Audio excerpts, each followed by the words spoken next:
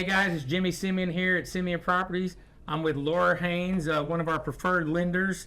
We've been working with Laura for, I don't know, 7-8 years, something like that. At least. We love working with Laura. Tell me a little bit about the underwriting process.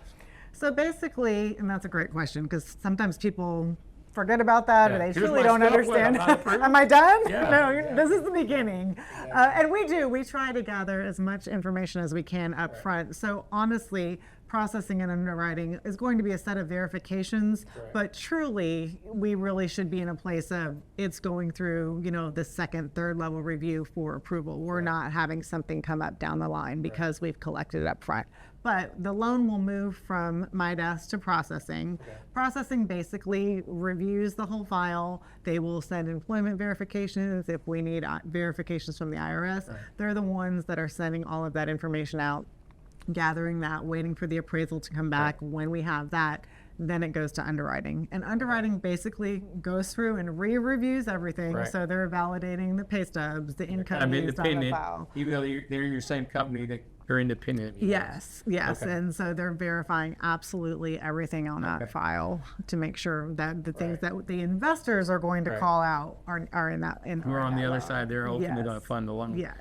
What I would say to people is treat your loan officer like your attorney. Be honest with them about everything. Absolutely. Because we do find that people will try to leave things out and they get discovered later, and that just causes problems at the end. And the reality is the things can be worked out if given enough time. That's absolutely the truth, and I tell people that all the time. Please tell me everything. Tell me everything because I always say this, there are black and white guidelines that we have to follow, okay? But there are also gray areas that, if this isn't working, can we work with the solution? If we have that information up front and we have time, then we can usually work that out before we're getting to missing a closing date. So being honest, because no matter what, if you're hiding something, we're going to find it.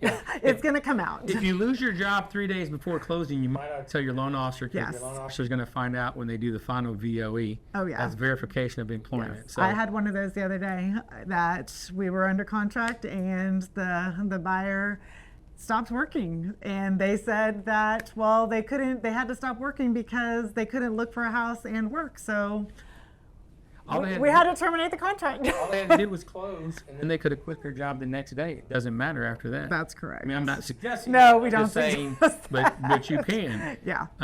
So well, that's great information. Another tidbit from Laura here. Thanks for y'all's time. Have a good one. Bye bye.